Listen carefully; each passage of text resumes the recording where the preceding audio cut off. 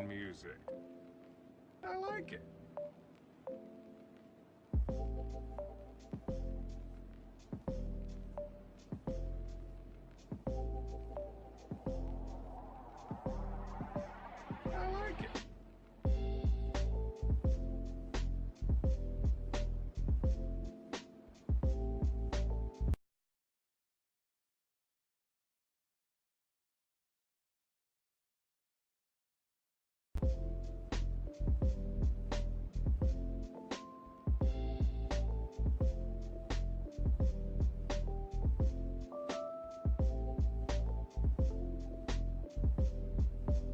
I like it.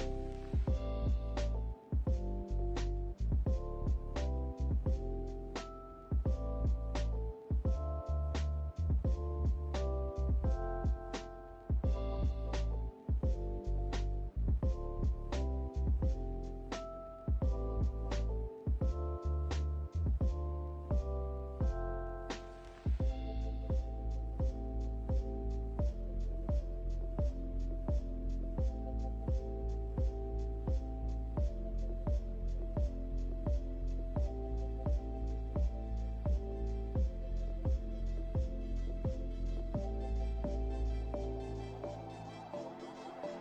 I like it.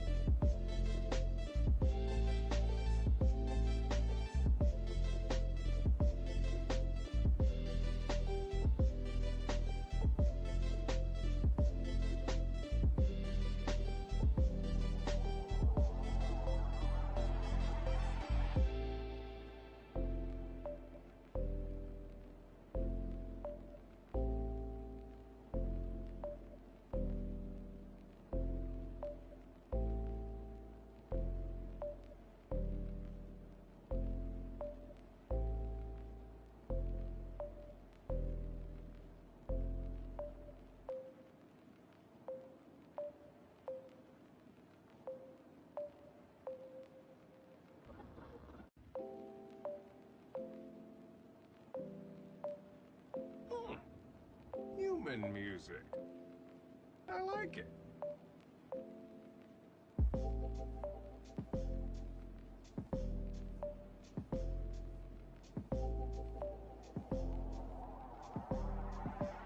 I like it.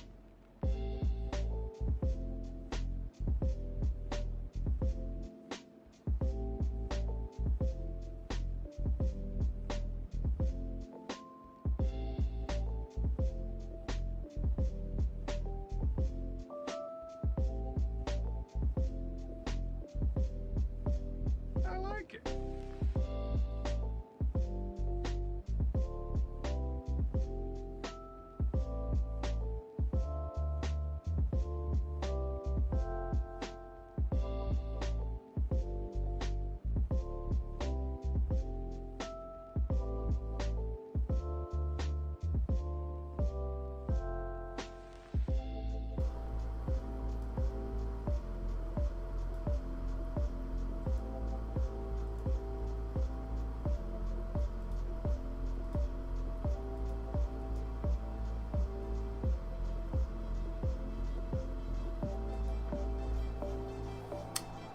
Human music. I like it. Hello, everyone, and welcome to Rhev's Palaver. I'm sorry I missed last week, but I was very, very sick. It was literally one of the sickest I'd ever been without going to the hospital. My throat was so swollen. How swollen was it? It was so swollen I could barely swallow. But today, I am talking to good friend, someone I personally love and I watch almost every single day. My buddy, my friend, my pal, Cal. Cal, how you doing, brother? I'm doing good, man. I'm doing good. Thanks for having me on. Again, is this the fourth time I've been on the Rev's Palaver? Fourth or fifth? I've actually lost track. You are now tied with Loina for Oh, cool. I'm honored. my most common guest, my most often guest. Awesome. So, yeah. And Katie the Turtle says is cheering, doing the cheering cow emote. I'm not 100% sure what that means, but It looks happy, so I'm happy. we love Katie the Turtle. Katie shows up to your stream quite a bit because she's usually up so late that, she runs into when you go live. Yes, yeah, I cash in on that. Yeah, it's pretty cool. She's one of the best viewers ever, so, I mean, Turtley. She is. She is. It's true. And for anyone watching who doesn't know, Cal is in Scotland, and so it's real late for him. It's 1 in the morning there.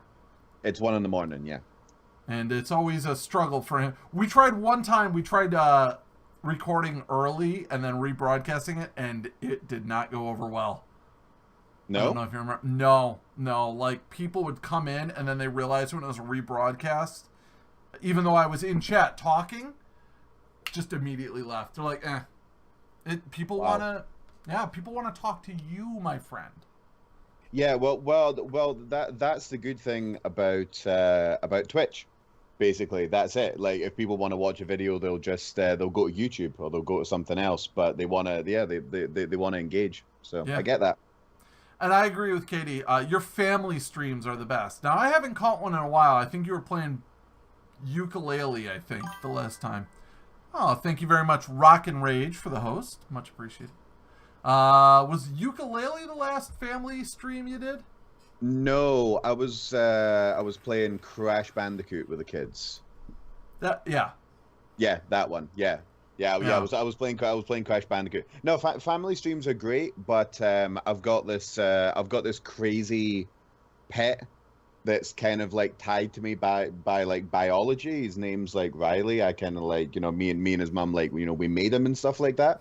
And he's like, he's like a cat in a lot of ways. He's sort of feral. Like, he goes out and he brings back like animals and stuff, and he kind of does his own thing. So if he wants to derail a family stream by just punching me in the ear while I'm trying to do something, he's just gonna do that. He's a great kid. I love him, but yeah. So and I don't exactly just want to send Riley away upstairs while we're doing a family stream. So the family streams will come back, but we're gonna have to buy a cattle prod or something to keep the youngest one in check. So one of those shock collars that you buy for dogs, and you can just put it just a real low setting. Don't hurt the lad, just something low, and if he starts just bzz, well, I mean, it would have to be a high voltage for it to get to register in his brain. It wouldn't get through his iron hide. I mean, he's some kid. The family streams will come back, I promise. All right. Well, they'll be back. Actually, the best clip that you had, it was either today or yesterday's stream, was actually him scaring the living shit out of you. Yeah, that was Josh. Yeah, Josh. Oh, it was Josh? I thought it was Riley. Yeah. No, it was Josh. Yeah, Josh came in like a ninja, and I don't even believe in souls. But I do now because it left my fucking body. I cannot even describe how he didn't even mean to. I watched it back. And all you see is the door opening and this little beep, beep, beep, beep, beep, beep, beep, beep. this little dude come in and just, hi dad, and I lift, it was like seat. The scene in Doctor Strange where your soul was out of your body and you're looking at yourself like, what? Oh yeah, it was an out of body experience. Yeah, you need to take illicit substances to achieve that type of thing. Otherwise, it was absolutely terrifying. But yeah, no, he keeps me on my toes. What can I say? I don't think the Dr. Evil method would work with, it would probably work with Josh, but not so much with Riley. With Josh, if you're like, zzz, zzz, it might work with Josh, but I don't see it working with Riley from what I know. The thing is that Josh is 10, which is awesome, but it's terrifying having something that I created something that's now 10 years old.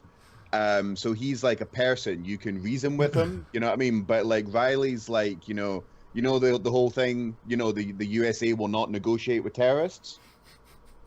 Just apply that to my youngest son, and that's basically it. If he's just, it's just it's not going to work. I mean, I would like to point out that I teach at the elementary school level, so those are the ages I'm familiar with. Is up to about what are fifth graders? They're like 12, 13, I think.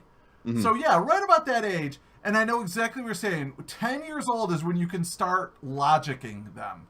You can start to say, okay, this is why you don't want to do that, and these are going to be the consequences, and they'll start to put it together, and sometimes they still make the wrong choice, but you can see they're starting to put, but yeah, Riley's what, 7? 6. Oh, forget it. Forget it. Forget about it. Push this button and it will blow up the world. And they'll be like, well, I got to push it then. Yeah, I got to push. The world will come back in a couple of billion years. All the atoms will form again. It's very it's all good. Like I said, I mean, I have an amazing family. I'm blessed, but he's hard work. So, but so was I at that age. I still am hard work, and I'm quite a bit older than 6. So yeah, I can't judge him you're too at harshly. least 14, I think, right? 15 in the spring. Yeah, there you go. Actually, speaking of which, I keep telling people I'm going to be 40 years old this year. This December, man, I turned 40. And Big 40. I used to say I wake up some days and I feel like I'm 17. That's not true anymore. Some days I forget that I'm not 17, but never when I wake up, because this is how I wake up every morning. Oh, God, why do I hurt so bad? Oh, God. Oh, that's right. It's because I'm old. Oh, that's right. Yeah, and then like literally 5 seconds later, you blunder into my room. It's always great, but you always blunder in. And for the first little while, like when you started coming in, I'd be in the middle of one of my rants about something, and you'd come in, and I had no idea you'd just risen, like the bodies coming out of the graves in the Bible. And I'd just be ranting at you, and you'd just be like, dude, coffee. And I'd be like, all right, okay, right, go. I get you. You know what? I've never done this for you. I'm going to show you something. I'm going to give you a rough reenactment of what it looks like the seconds leading up to me saying hello, or actually not even hello. It's usually like, like you just fall on your keyboard. Yeah, I just do this on my keyboard and then hit enter, so I'm okay. So this is, I gotta take my headphones off. This is rough approximation. All right, so I'm in the other room. I wake up, I roll out of bed, and it's this.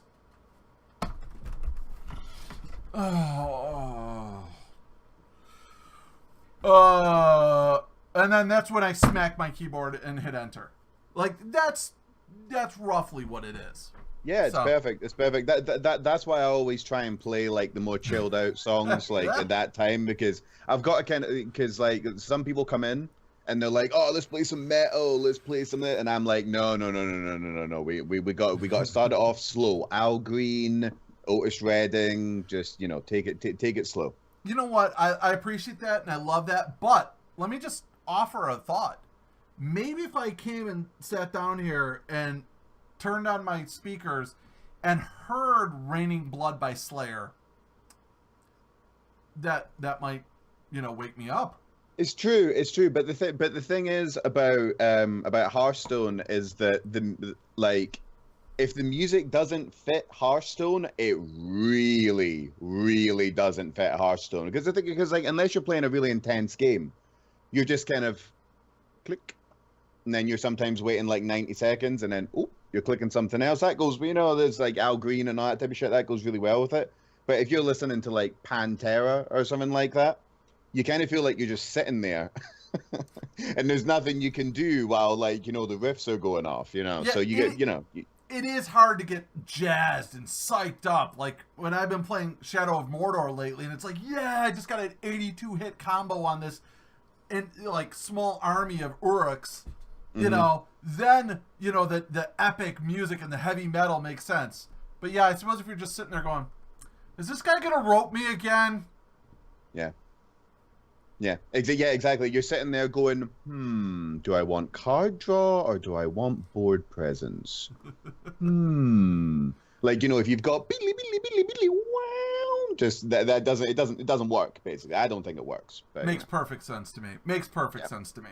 And so for just on the off chance that anyone who is watching has not seen Winbykayo before, my buddy Cal, you can find him at twitch.tv/Winbykayo. He is I would say 99% Hearthstone streamer. And I only say 99% because every once in a while you'll throw in another game like You play that Horizon Zero Dawn, or you'll do a family stream. Or, Yeah. But it's pretty much just exclusively the Hearthstone.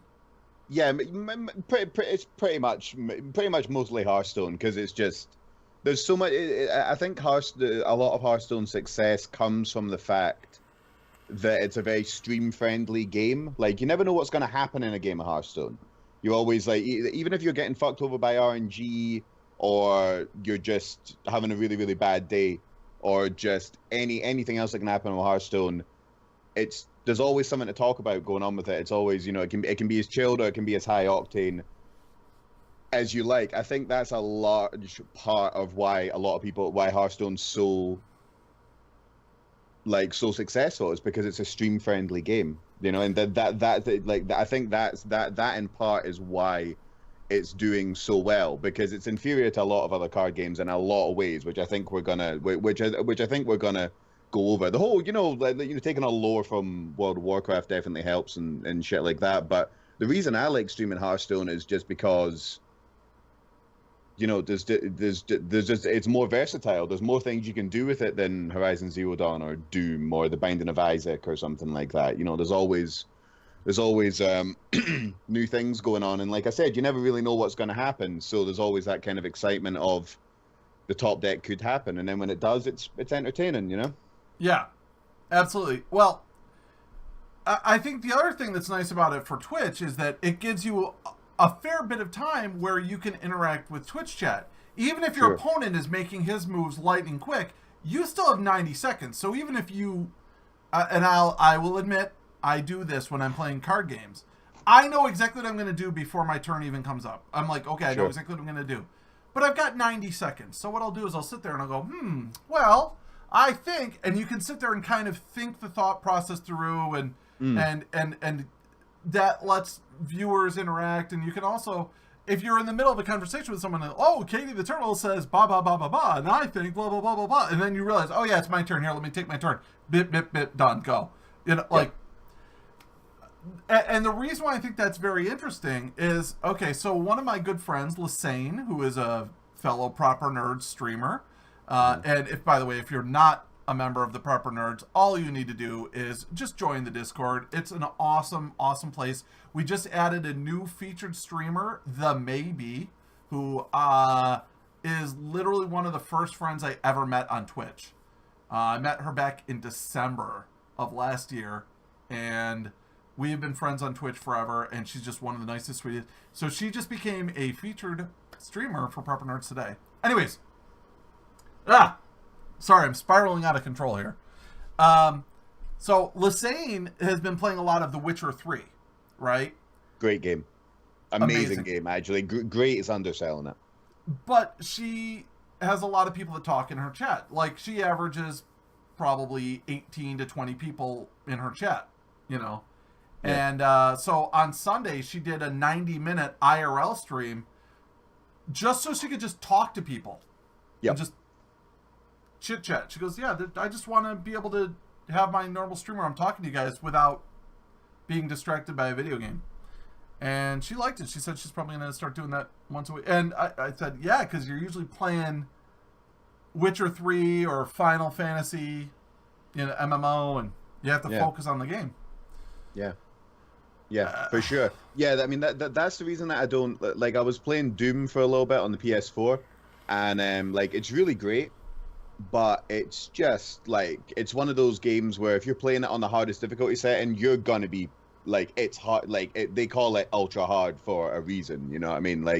If you look away, because I'm, when I'm streaming on the PS4, I've got a laptop there for the chat, I look away for 1 second, I go back, and I've just been just eaten or blown up by a demon zombie from hell or something like that. And the thing that I've noticed as well is that the average Twitch viewer can be quite a fickle creature. You know what I mean? When they pop in, if you don't jump on it quite quickly and say something to them, if they've left a comment, there's a good chance that they're gonna leave. Mm-hmm. So you don't want to be, but you also don't want to just be dying repeatedly at the same part that you could have passed in the game every time someone comments. You know what I mean? So it's hard getting that balance, which is another reason why Hearthstone's Hearthstone's really great. There's, like if someone isn't gonna wait, 90 seconds for you to like, finish making a really complex turn in Hearthstone, they're probably not gonna stick around anyway. But if you can't turn around for like 5 minutes at a time, literally, or you just die, then you're probably going to lose a potential follower, potential subscriber, so on and so forth. 4 minutes. I think I've told you, I like to go into people who have like 0 and 1 viewer streams and just be like, hey, how's it going? Just total random strangers. Mm-hmm. I love doing that because, those people, they want everyone wants the attention, right? Sure. Oh, yeah. And I give people 4 minutes. If I say hello, I don't expect a hello back for the first 30 seconds because, with Twitch lag. Sure. Then 30 seconds to a minute, I'm like, all right, they're not paying that close attention to chat, but it's probably because they've had no viewers all day and they've been streaming for hours. Yeah. And if I get to the point where I've been sitting there for 3 or 4 minutes, I'll be like, well, after like a minute, I'm like, I wonder if, I hope you're paying attention to chat. Mm-hmm. And if I got to the point where nothing has been said in 4 minutes, I'm out. Never go back. Yeah. Yeah, and I mean, I'd be the same if I frequented other people's streams. I'm a streamer that doesn't really watch that many streams. But I'd be exactly the same. I mean, like I was just saying before, if someone wants to watch a video, just go to YouTube. But I was speaking to my dad about this because he doesn't stream himself, but he watches a lot of he watches a lot of Twitch, and me and him were talking about that, and he was like, yeah, I mean, I just don't know what people are thinking if they're not trying to interact with people as much as possible. If you're not trying to make it an interactive experience, then you better be a 24-year-old with massive boobies, and yeah, that's the only chance you're gonna get of not interacting with people. That's the only way it's gonna work. The only people that can get away with just playing and not talking and not interacting are like the top 0.01% of the players of whatever the game is, where they're already famous and people are watching them to see how they play. That's it. Those are the only people who can do it. If you're not that, literally that top 1%, 0.01%, that already has a fan base and already has a following, you shouldn't be on Twitch. If you're not going to communicate. Now, obviously, anyone can be on Twitch. Just you have to interact with your chat. Yeah, you do. I mean that's what I would always say. That would be my one bit. I mean, because I'm only I'm doing reasonably well considering how long I've been doing it for. But I'm not I'm not making a living off it or anything. I've got about 370 followers or something, and 8 or 9 subs or something. I'm doing okay. But the advice that I would give to anyone that's that's thinking of doing the Twitch thing is just never shut the fuck up. Just because even when like most of the time I've got like at least 3, 4, 5, maybe 6 people in, it's very rare that the room actually goes completely dead. But even if the room actually is dead, I may as well be talking at the White House. You know what I mean? Like, I just never shut up because people can, it doesn't have to pop up and the name of the person doesn't have to pop up in the list. Some people watch Twitch without signing in. So that viewer list thing is it can be a little bit buggy and stuff. So it's you just don't know who's watching. Just talk constantly. Just never shut up. It's the best way to do it. You are very good at that. There have been plenty of times I'll like I said, I flop down in my chair and you're just talking, and I'm like, and I'll sit there and I'll watch chat for a minute before I say hello. No one's talking to you. You're just talking. Mm-hmm. You're like, this son of a bitch. He's gonna twisting nether here. I can feel it. Yeah, he's gonna. I can. Maybe I'll get lucky. Maybe he won't. Oh, I got lucky. He played a Tar Creeper. And I'll be like, he's not talking. Cal's not talking to anyone. He's just talking. And that's a skill that I personally don't have quite as well as you. I know there are times when I'll. Yep. And it's so bad. It's. Yeah, no, I do the same thing, especially when I'm losing. I can definitely go into just a kind of like that, and just reach my hand out every few seconds, just make a move, and then I'm like, fucking stupid game. RNG, it's been Druid Stone, it's stupid, I don't want to play Hearthstone anymore. Of course, of course he got that one. Yeah, of course he did. Oh my god, is it written in the code? And that's not entertaining. But I mean, like I said, I've only been doing this for, God, I don't even know. I don't even think it's been a year. Maybe something floating around a year. So I've got a lot to learn, basically. Well, there are some Hearthstone streamers who that's their niche. They sit there and go, "Oh, RNG, of course." Kripparrian being the most obvious. People watch him for the salt. But yeah, totally. Yeah. Totally. Do you want to be that guy? Well, no. Well. The thing is about Crip is that.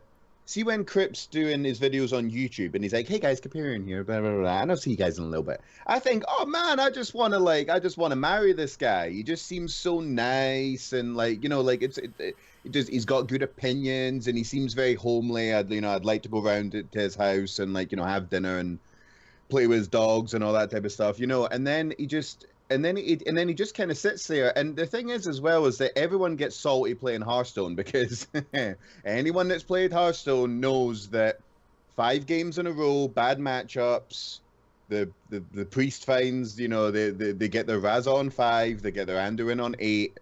It salt feels bad.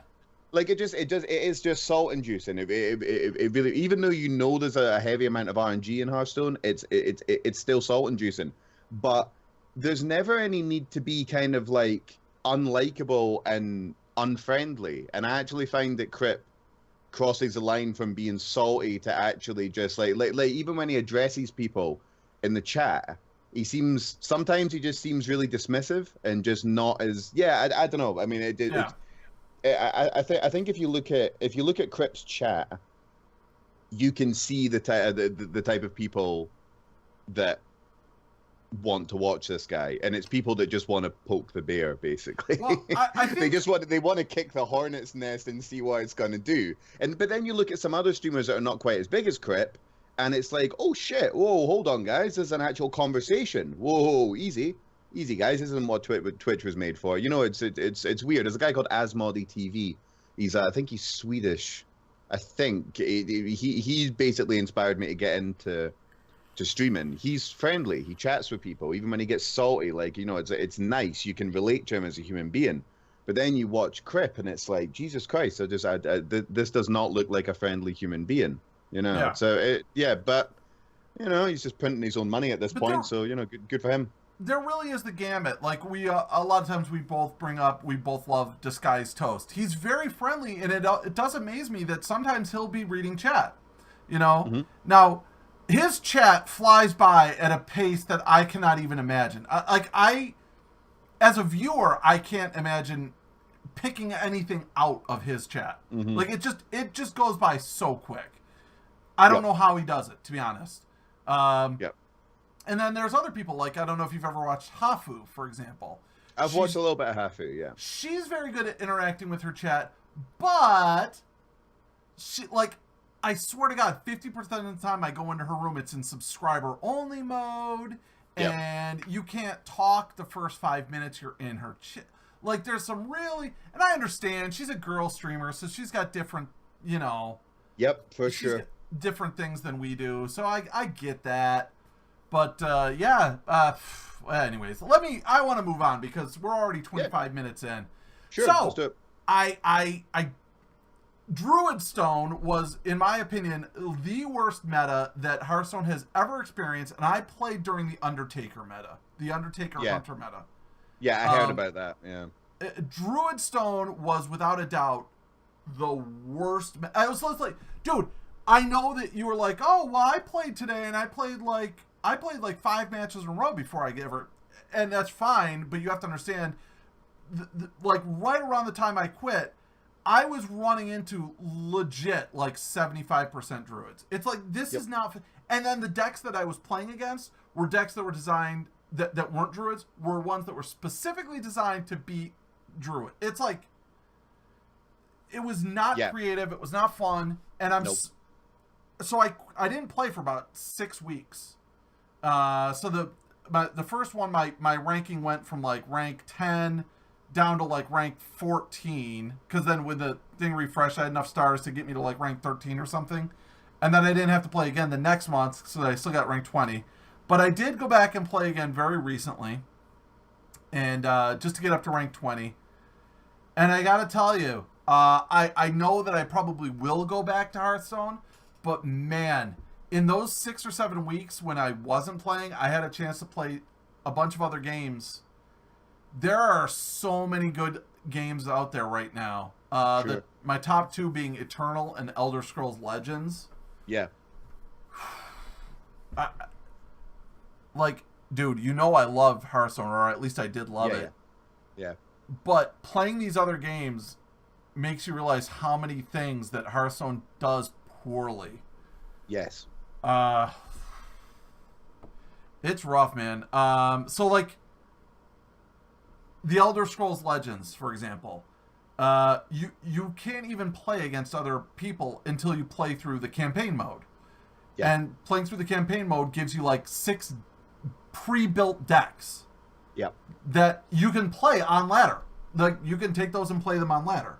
Yeah. And then before you do that, then it's like, and now play solo arena, where you're playing an arena format and you have to learn to draft, but it's against the computer. So again, there's no real pressure. And then it's like, okay, now you can go and do your thing. It's oh, and then the other thing too, this may sound weird. You never lose rank when you're playing PvP. You never lose rank. So you can only go up, right? Which sounds weird. But then you get to legend rank, and then in legend rank, that's where you can go up and down. That's an interesting way of doing it, actually. Yeah, that's one thing that they need to do something about in Hearthstone, because it's just stupid. It doesn't make the slightest bit of sense to make to make like someone who got to like legend rank, like we'll say high legend, like they go back down to like rank like 16 or something like that, like really really low, like 16, 15, something like that. And it's just stupid, because the people that actually, if you have a bunch of high level stone cold killers playing at rank 15, right, at like in the first week of the new season or something like that, right, there is absolutely no point in that level of player playing somebody that had to that spent like, you know, all their pocket money just to get to rank 15 with some kind of shitty deck.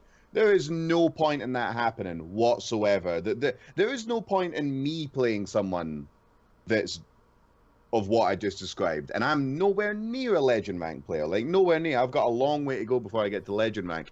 It's stupid to have the rankings reset like that. It's really really stupid. They need to be offering more bonus stars. It's just that it's not fun, and there's no learning process there. It's not interactive. It's not fun. The person that's getting crushed is definitely not learning anything. Definitely not learning anything. They're probably just going to uninstall Hearthstone. And the person that's doing the crushing is going, well, yeah, of course I won. Of course I did. You know, it's stupid. It's something that Blizzard need to do, but they've got no pressure on them, because they're making like, what does Hearthstone make, like $20 million a month? I don't think they've ever released the numbers. I think people have speculated about it, but they are under no obligation to release any of those numbers, and so they're not going to. But I just think it's like, I don't have a problem with the fact that, you know, legend players get reset back down to rank 17 or whatever. Like that's fine. That's fine. But it's so difficult to climb the ladder, right? It's so difficult. And here's the other thing. Here's the other thing. And this is one of the key differences between Hearthstone and these other games I've been talking about. There are so many people playing Hearthstone. Like the amount of people playing Hearthstone versus any of these other games is ridiculous. Yes.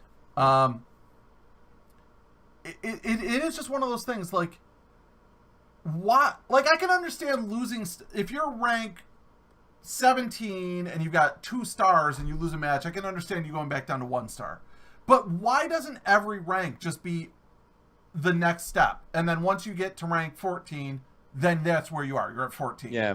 And then when you get to rank 13, then you're at rank 13. Like, they recently did it where you would not drop ranks if you hit every 5 ranks.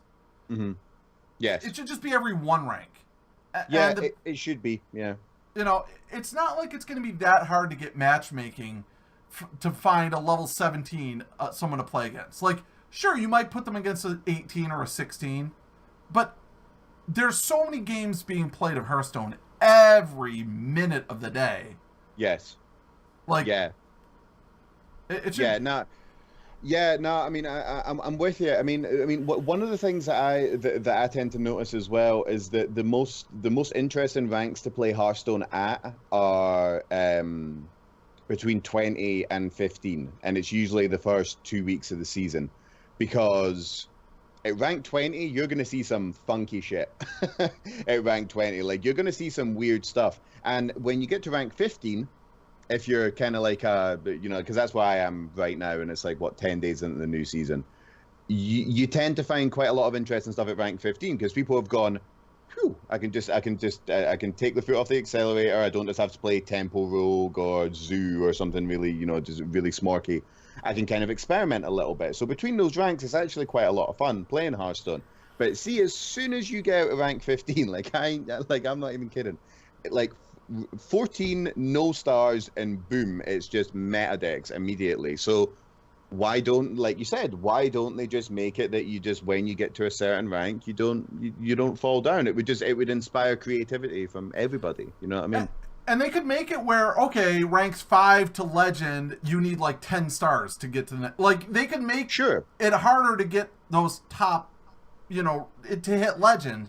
Yeah. But like, okay, so ranks 25 to 20, you need 2 stars to rank up, right? And then ranks 20 to 15, you need 3. And then I think it's 15 to 10, you need 4, right? And then it's 5. And then it's 5 all the way up to legend. And then after 5, you don't get win bonuses anymore as well. So, right. Yeah. But like, so why not just make it, harder at each individual 5 stage? And I'll tell you why. I'll tell you why they don't. They don't need to. They don't. Yeah, they don't, exactly. They're just printing money, so why change anything? Exactly. But that's not gonna last forever. Blizzard have to notice that these other card games are starting to gain some amount of traction. Not much, but you have to think longer than what you're doing right now, basically, to make these kind of predictions. Like give it like 5 years down the line. Are these card games eventually going to have the kind of viewership where people like Crip and all those type of guys can play them and make the same amount of money? As soon as that happens, boom, that's when you're probably going to start seeing changes to Hearthstone from Blizzard. When it's too late, it's a bad business model, basically, And I think the other thing, too, is a year ago, there weren't a lot of choices. I mean, one of the games that was like this that I enjoyed, I mean, before Hearthstone even came out, was this game called Pax Nora. And it had this very CCG aspect, and certain troops were better than other troops, and there were synergies. But then it was also a tactical game. Like, you would play your cards, and your units would go on the map, and then you would actually have to move your units and then attack with them and so on and so forth. Cool. It was a very fun game, but each game would take 45 minutes. So, yes, you do have an occasional game in Hearthstone if you're playing control deck versus control deck that can go 30, 40 minutes, but it wasn't every game. Yeah, it's rare. Yeah. So I think that was sort of the big... And so there was another game that came out recently called Faria, which was very similar and a lot of fun. But again, man, it's just hard to just sit there and commit 45 minutes to an hour per match. And then if you lose, you're like, fuck it, I'm done for the night. Yeah, sure. Yeah. Yeah, absolutely. I mean, the thing about Hearthstone's success, any kind of success, when it's when it's success, it's quantified in how many people are playing Hearthstone, and I think there's like, is it 70 million accounts on Hearthstone? I think something like that. Again, I think a lot of it is speculative. It's like Yeah, third-party websites that have sort of crunched numbers, and they're probably close, but yeah, but we'll say a large amount. The problem with that is that you're gonna get a lot of people that just that just want to win at things, and they want quick games, and that's why the tier one deck, or tier one, whatever that means. Maybe we'll get into my gripe with that whole tier system of ranking decks. But tier one, the 5 decks that are up there at the moment aren't very difficult to play, and the game's over pretty quickly. The win condition's very, very obvious. So basically what I'm saying is that if you have a large amount of people, I'm not trying to call everyone stupid, but you're not going to get, like, there's no way you're going to get even like 1 million people that are going to go, yeah, sure, I can play this game for 5 hours and only play 4 games. Mm-hmm. Sure, that's no problem. And I'll lose maybe, I don't know, like half of them, like I'll win 2.5 games. Yeah, sure, I'm fine with that. You're just not going to find a huge audience for that type of thing because people's attention spans are so fucking short. Well, they want to win, and they want to win quickly. And I can tell you also from experience. So I did not make a Pirate Warrior deck until Pirate Warrior had fallen off of the scale as a tier 1 deck, because I was like, sure, dude, I don't want to be a scumbag pirate player. But once it was no longer a tier 1 deck, I was like, let me try it. I don't have all of the cards. I don't have Leroy. I only have 1 South Sea Captain. Right. I don't, I didn't have all the cards, but I kind of, kludged one together. And I realized why it was such a popular deck. You could win 50% of the time with it, and your games went fast. And there wasn't a lot of thought involved. It was, turn 1, if you have this, play this. Turn 2, if you have this, play that. Now, sometimes you had to make some decisions about trading minions, but that was it. It's a very simple, very easy, and relatively very cheap deck. You can make a cheap version of that deck. And that's the real reason why I think Pirate Warrior became so popular. It wasn't just that it was a winning deck; it was that it was a simple deck. Yeah, that's kind of my well, I wouldn't say it's a gripe with the whole kind of like like, oh, this deck's tier 1 or this is tier 5 and all that type of shit. Like it's not exactly a gripe, but when people say, oh, this deck's tier 1. I think you've got to be a lot more. You got to be very specific about what that actually means, because out of the 5 decks that are tier 1 right now, 4 of them are basically they're aggro decks, and aggro decks are easier to play. And one of them, being Mid-Range Hunter, I don't think it has any legendaries in it at all. It's very, very cheap to make. So it's like, all right, okay, so the deck that's really, really easy to play and it's cheap to build, and it's played by a lot of people, is tier 1. Okay, but that doesn't really tell you anything about how good the deck actually is, does it? That doesn't actually tell you shit about the deck. Same with Evolve Shaman, same with Murloc Paladin, same with Temple Rogue. It doesn't actually. The other tier 1 deck is Priest. It doesn't really tell you how good those decks actually are, how versatile they are, how well they match up with everything else. All you need to do is have it. Basically, the win condition is easy. It's not that expensive to build. It's easy to play, and it's got a 51% win rate, and that's basically going to put it in tier 1. But there's lots of other decks that I play that I have a fair, like, over a 50% win rate with on a good day, and I go onto some websites and it's like, oh, that's a tier 4 deck. Well, it's tier 4, and it's like, well, that doesn't really mean anything. It's like, of course, no one's gonna take the time to learn all the intricacies of Purified Priest. You were playing. They're just not gonna do it. Death Knight, the Warlock Death Knight deck. I don't know what you call that. Yeah, the super.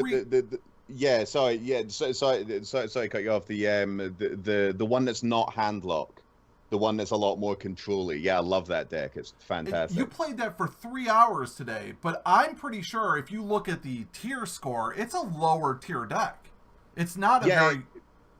It's tier not 3? ranked high. Yeah.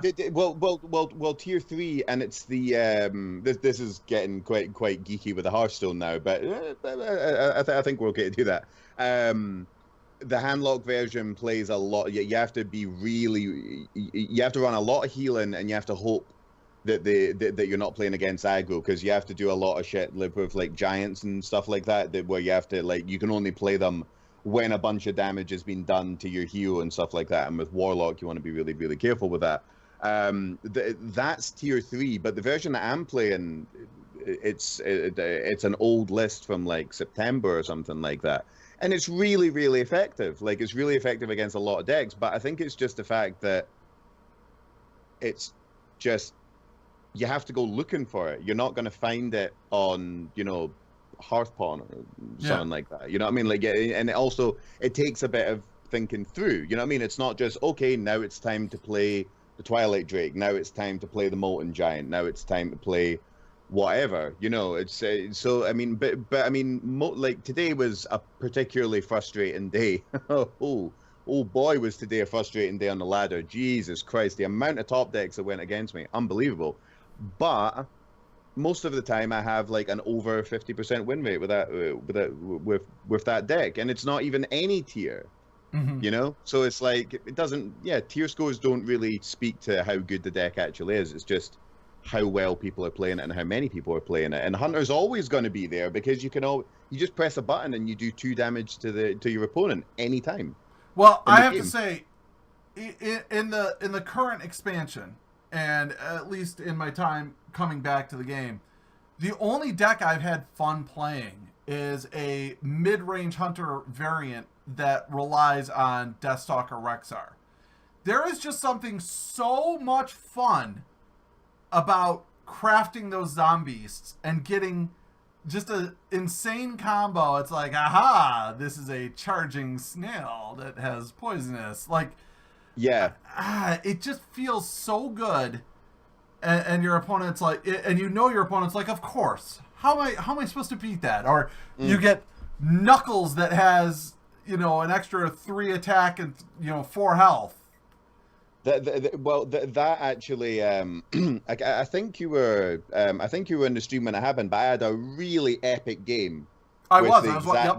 That was a brilliant game, man. It was so much fun. It was nail biting all the way to the end. I ended up losing it, which I didn't really have a problem with. You made one really big misplay, and everyone in chat called you out on it, by the way. You played Twisting Nether you played Twisting Nether when he only had 1 minion on board. It was like a 3 attack Wind Fury. You're like, oh, this is gonna hit me for 6. It's like, dude, you're at 19 health with 5 armor. Take the damage. He's gonna play something bigger, and you're like, no, I'll just Twisting Nether this 1 minion. I'm like, oh my god, you lost. Now you see, but in my defense, the other hunters that had played always had kill command. So 6 damage plus a kill command, which would have been 5, that would have taken me down. Against Deathstalker Rexar, it wouldn't have mattered, though, because he's going to win the game if it goes on forever, because of just the sheer value that he gets out of Build-A-Beast. And he had crafted another Build-A-Beast, so he had another Zombeast in his hand, and even if it wasn't a very good one, he could have crafted another one, because I think it was like turn 10, so he was at full mana. He could have crafted another one and dropped an 8-drop on you next turn. Admittedly, he could have had charge, but still, it was like, ooh.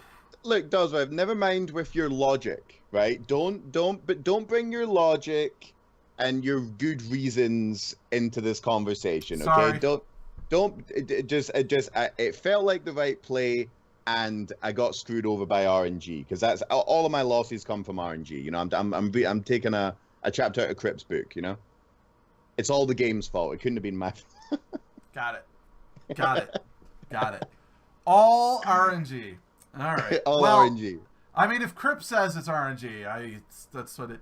Now, actually, going back to some of these other games that I've been playing. Yeah, sure. Hazmat says, I swear to God, if I have to watch one more ad. Sorry, buddy. I will just mention, Hazmat, a good way to get around that is subscribing. I believe subscribers don't watch commercials, right? I've heard that, yeah. I don't know because I'm Twitch Prime, so I never see commercials anyways. So I don't know. But anyways, going back to one of these other games. So the thing I loved about Hearthstone when I first started playing it is back in the 90s when I was in high school, I used to play the card game Magic the Gathering with my friends. Yeah. And I used to say, oh, and I've played pretty much every version of Magic the Gathering you can imagine online and on computer and etc. It's too slow. It's like, okay, I'm going to play this one card.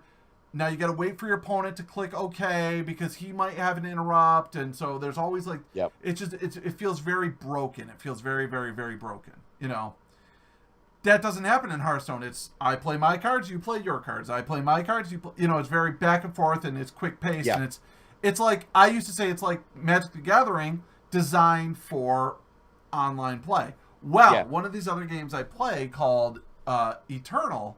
Dude, it's so much more like Magic the Gathering. It's more Magic the Gathering than it is Hearthstone. But it's got that, it's built for online play. There are times where you can interrupt someone's abilities, but, you know, those turns only take 90 seconds to 100 seconds as opposed to like in Magic the Gathering where the turns can take like 3 minutes. Yeah. But, so we were talking about RNG. In Eternal, your deck is 70 cards. Wow. Okay? Your deck is 70 cards. Most cards you can only have 4 copies of. And then, of course, there's legendaries, which I think you can only have 2 copies of, or maybe it's only 1. But the difference is you don't get a set mana curve every turn. You have to put in power cards that you draw and then play, and then that's what ramps your mana. So it's like the land cards in Magic the Gathering, yeah. Exactly. So in a 70 card deck, like 28 of your cards are power cards. So RNG can fuck you when you're like, okay, I've got these cards, I'm ready to play, but I'm 1 power short and you're not drawing your power. Yeah. So RNG can fuck you in that sense, but other than that, it doesn't feel just totally RNG based the way Hearthstone can at times. Because draw RNG is one thing. That's deck building. That's, you know, that's card games. Full stop. Yeah. I mean, even if you're playing poker or blackjack or gin or whatever, sometimes the cards don't fall your way. Yep. And that's acceptable. But like the amount of RNG effects in Hearthstone has gotten completely out of control, I think. Oh yeah. I mean, the way I like to describe Hearthstone is that it's like. This is why I don't like competitive Hearthstone. I don't like Hearthstone as an esport in its current state because it's just it's there's the RNG is great for entertainment value. Like I said, do you know what I mean? Like you know, it's like I was playing against. Oh man, what was I playing against the other day? I was playing against I think I was playing against a rogue. And it played a card, the hallucination. For anyone that doesn't know Hearthstone, you basically discover a card from your opponent's class. So it was my class, and he got the Death Knight. So he was playing Frostlich Jaina. Now, I was playing at rank 15 or something. It was a good laugh. Ended up winning the game. It was entertaining. People were coming in going, "What? That's a rogue?" And I was like, "Yes, blah blah blah blah. That's great." But if you've been playing like If you've played like 5 games and there's $200,000 on the line, you're in the final, there's 20,000 people watching, and your opponent wins literally just because they got lucky, that's not competition for me. I'm sorry, that's why I don't really watch that much competitive Hearthstone. It's very, very difficult to take it seriously. If you want to play like a competitive game, go play a fighting game, you know, go play Tekken, go play like Street Fighter, go play Overwatch, go play StarCraft 2 if you want a competitive thing. But Hearthstone for me is more just about the experience, and you never really know what you're gonna get. Sorry to quote, you know, Forrest Gump, but it's true. But when there's that amount of RNG, obviously Pavel's a good player, but Pavel raising his hand and going, "Yes, I won." It's like, well, okay, well, but the game sort of won for you as well. That would have happened whether you were there or not, you know.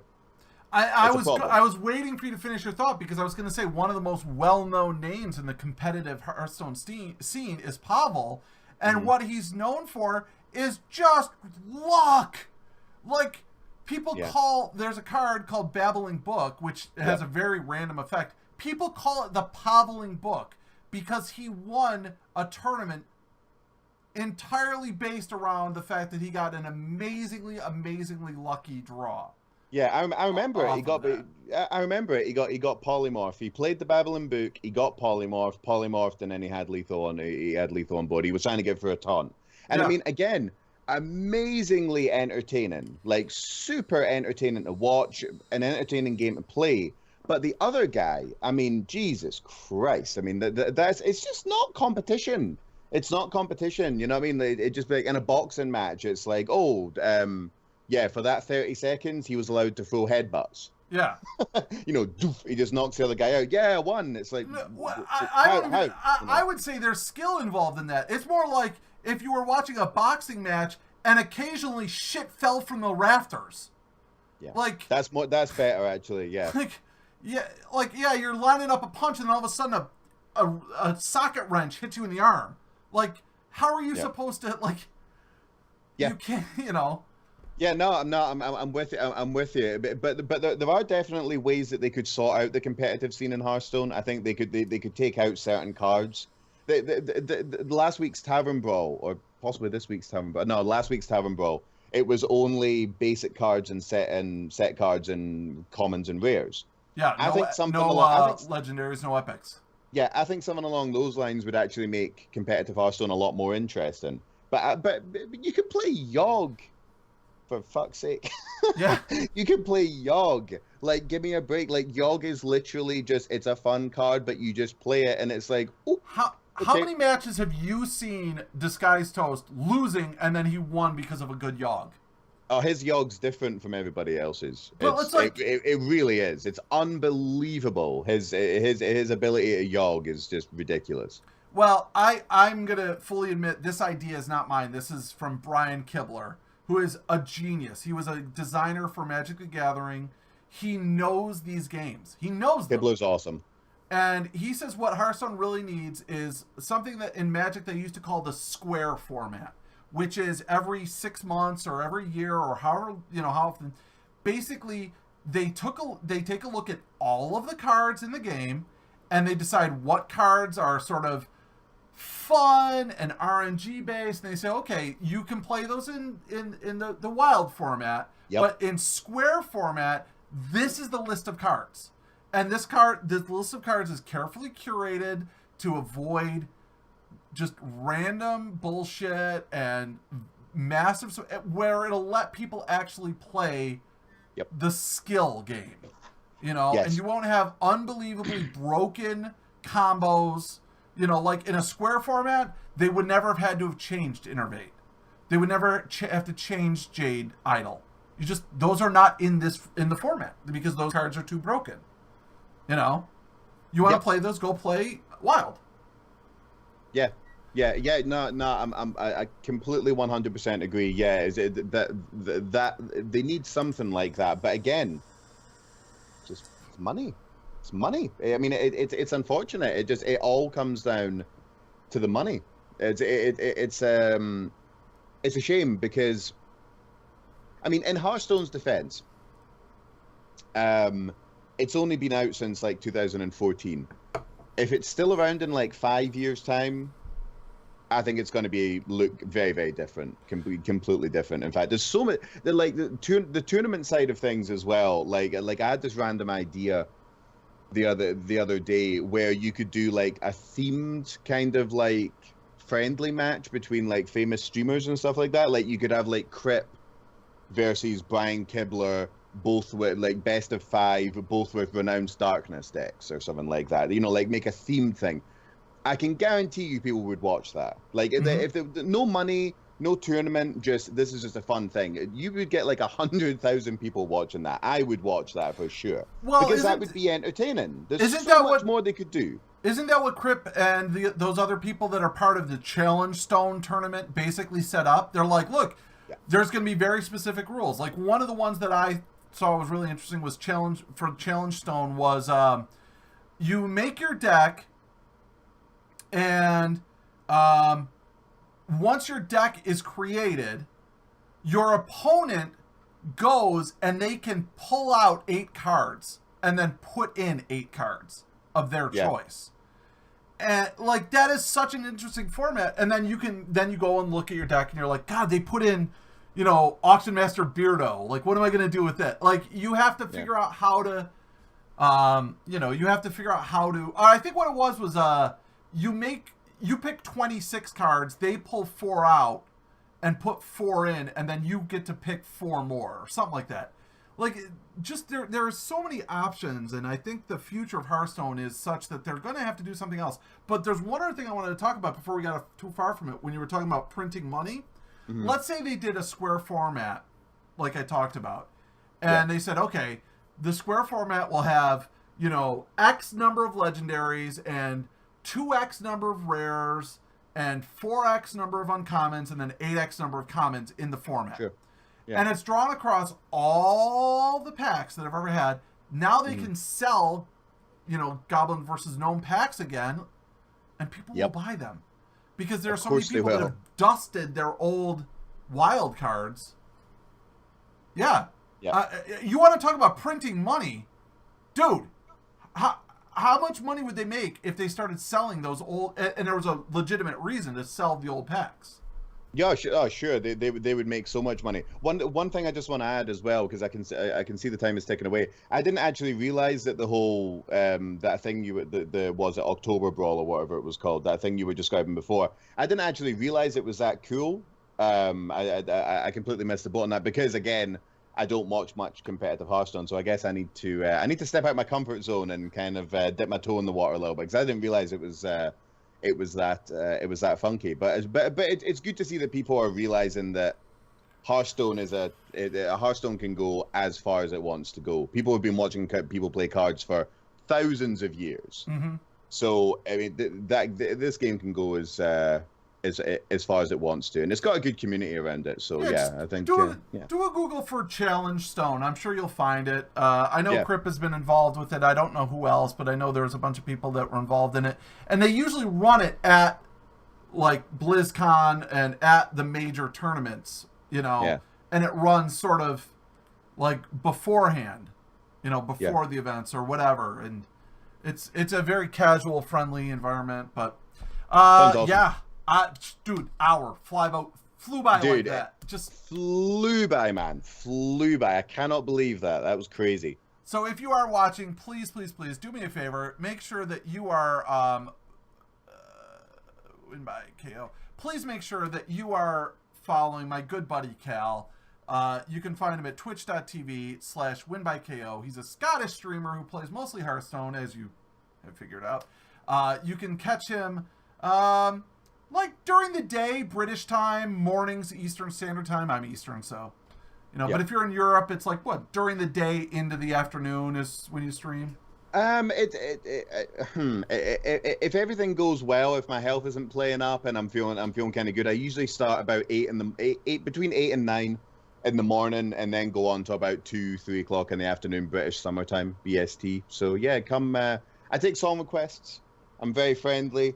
And I'm also lurker friendly as well. If you want to just come in, like totally lurker friendly. Like if you come in and I see like a new name in like in the viewer list or something, I ain't gonna say nothing. Just lurk until your heart's content. Yep. And so I cannot tell you guys enough.